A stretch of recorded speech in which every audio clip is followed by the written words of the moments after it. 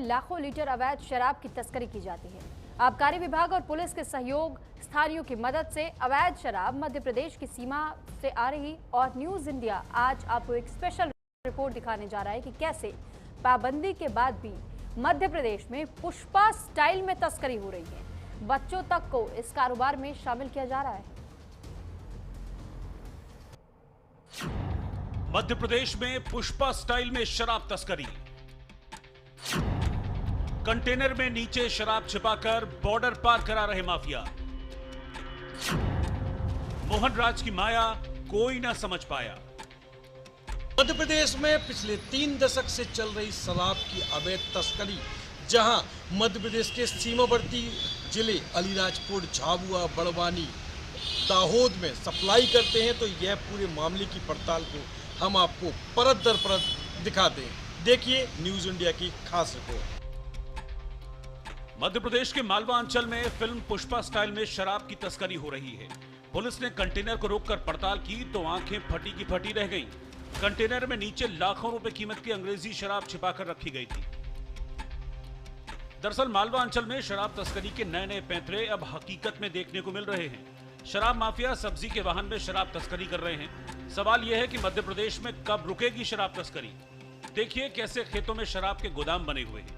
यहाँ गुजरात से शराब लाकर इकट्ठा की जाती है और फिर यहाँ से आदिवासी बहुल धार, बड़वानी, खरगोन, रतलाम, अलीराजपुर और झाबुआ में सप्लाई की जाती है। ग्रामीण इलाकों से तो और भी हैरान करने वाली तस्वीरें सामने आई हैं। किराना दुकान पर नन्हे नन्हे बच्चों से शराब बिकवाई जा रही है। बच्चों के चेहरे हमने इसलिए ब्लर किए हुए हैं क्योंकि ये शराब डिलीवरी कर रहे हैं और ये वाकई हैरानी भरा है। मोहन सरकार अवैध शराब पर एक्शन लेने के दावे करती है, लेकिन बच्चों के वीडियो सारे दावों की पोल खोल रहे हैं।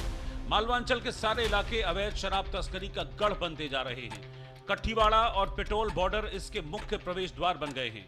सरकार एक्शन की बात करती है तो विपक्ष सियासी मुद्दा भुनाने की कोशिश करता है, लेकिन अवैध शराब तस्करी की समस्या दूर करने का कोई हल निकलता नहीं दिख रहा।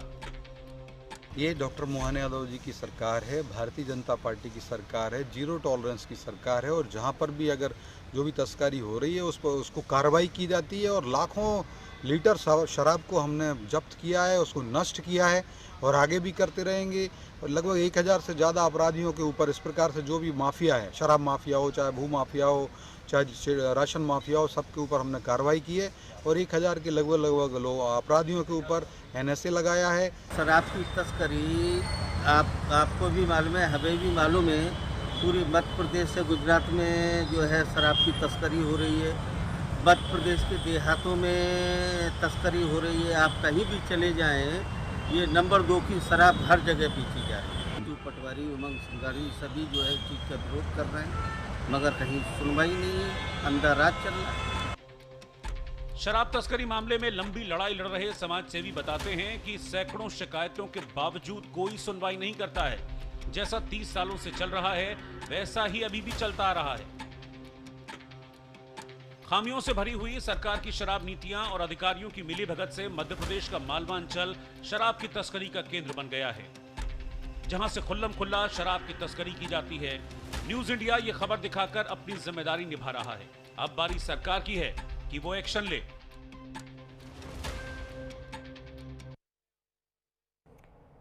और इस पर ज्यादा जानकारी के साथ शैलेंद्र पराशर, ब्यूरो हेड, हमारे साथ न्यूज इंडिया पर जुड़ चुके हैं। और मैं आपसे शैलेंद्र जानना चाहूंगी कि जिस तरीके से तस्करी का मामला सामने आया है, क्या इस मामले को लेकर के पहले से प्रशासन को कोई जानकारी नहीं थी? जी बिल्कुल, मैं आपको बताना चाहूंगा जिस तरह से ये शराब तस्करी का मामला गुजरात 1960 में ड्राई स्टेट बनते ही साथ घोषित हो गया था। उसके बाद पे लगातार राजस्थान, महाराष्ट्र और मध्य प्रदेश से शराब की तस्करी के मामले सामने आते थे। इसमें बड़ा जो सवाल सामने आता है वह आदिवासी बाहुल क्षेत्र है, जंगली इलाका है, पहाड़ियों से घिरा यह एरिया है। 3 दशक में जब 3 दशक से लगातार मध्य प्रदेश को एक बड़ा वो मिला शराब माफियाओं को, यहाँ पर एक अच्छा खासा जैकपॉट सामने आया। क्योंकि सुरभि साफ तौर पे अगर देखें तो मध्य प्रदेश में शराब का ये खेल, जो छोटे छोटे गुरुओं हैं, जो स्थानीय ठेके हैं, आप अगर इसकी मतलब डीप में जाएंगी तो गुजरात बॉर्डर पर अलीराजपुर का काठीवाड़ा जो क्षेत्र है, तीनों तरफ से गुजरात बॉर्डर से घिरा है। इस क्षेत्र की आबादी 3200 करीब है। और यहाँ पर 90% आदिवासी लोग हैं जो केवल कच्ची शराब पीते हैं। बावजूद वहां पर ठेके जो होते हैं 5 करोड़ 7 करोड़ के ठेके हो जाते हैं। तो और यहाँ के जो खेत में आदिवासी अंचल के लोग हैं उनके लिए यहाँ पर टीन सेट बनाकर उनको बाकायदा कमीशन खोरी पर रखते हैं। चूंकि कोले वाले लोग हैं, इनके लिए आय के कोई साधन नहीं। आप देख ही रहे हैं कि मालवा अंचल से लाखों की तादाद में आदिवासी पलायन करते हैं, गुजरात काम के लिए जाते हैं। तो मजबूरी में इस शराब तस्करी में जो आदिवासी अंचल के जो युवा हैं, नाबालिग हैं, इनको इतनी बुरी लत लग जाती है कि दिन दहाड़े लूट चोरी और कई पुलिस महकमे को भी मारने में वो लोग पीछे नहीं हटते, क्योंकि नाबालिग है, नासमझ है, उनके ऊपर कार्रवाई होती है। और कई बार जब उन पर जो यहाँ के मालवा अंचल से पांडा क्षेत्र है, जोवट क्षेत्र, अलीराजपुर का जोवट क्षेत्र है, इतने खतरनाक क्षेत्र है कि यहाँ पर दिन दहाड़े। लेकिन शैलेंद्र, एक बड़ा सवाल ये भी बनता है कि लोगों को ये पता चल जाता है कि कैसे हमें अगर ब्लैक में शराब की तस्करी करवानी है या खुद के लिए लानी है तो किससे कांटेक्ट करना है, लेकिन पुलिस को नहीं पता चल पाता। तो भी इसमें पुलिस को पता चलता है, आबकारी अधिकारियों को पता चलता है, बावजूद कई अधिकारी हमारे संपर्क में आए, वो इस एरिया में केवल कठपुतली है। उनको एक मैसेज आता है, मैसेज के बाद उनको कार्रवाई करनी पड़ती है, और कार्रवाई भी उनको करनी पड़ती है जो भोले वाले लोग हैं। निश्चित ही कागजों में भी इनको काफी केस दिखाने पड़ते हैं। आपने देखा समाज सेवी मिथियस भूरिया द्वारा लगातार सैकड़ों शिकायतें की जाती हैं।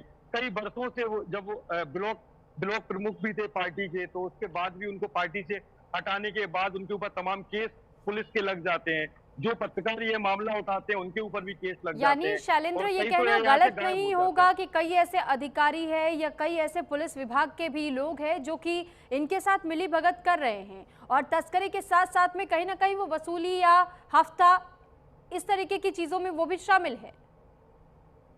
देखिए सुरभि, इस पूरी कहानी को समझने के लिए शराब माफियाओं का जो एक बड़ा झुंड है उसको समझने के लिए बहुत बड़ा शासन प्रशासन की मिलीभगत निश्चित ही है। क्योंकि इतना बड़ा अगर हम कोई भी तस्करी करते हैं, एक राज्य से दूसरे राज्य में शराब जाती है और ड्राई स्टेट में लाखों लीटर शराब जाती है, जो कि तकरीबन आंकड़ा जो कई समाजसेवी और नेताओं और तमाम स्थानीय लोगों ने बताया, जो 10 से 15 हजार करोड़ का सालाना व्यापार होता है। तो क्या आपको नहीं लगता कि शासन प्रशासन की नजरों में होगा, या ये निचले स्तर पे पुलिस अधिकारी काट गाट करके तो इस बड़े मामले को अंजाम नहीं दे सकते हैं। ये खुलासा सुरभि तब होता है जब ट्रक पलटते हैं, कई गाड़ियां, आप देखो लगातार 3-4थी बार पलटा, उसमें लाखों की शराब थी।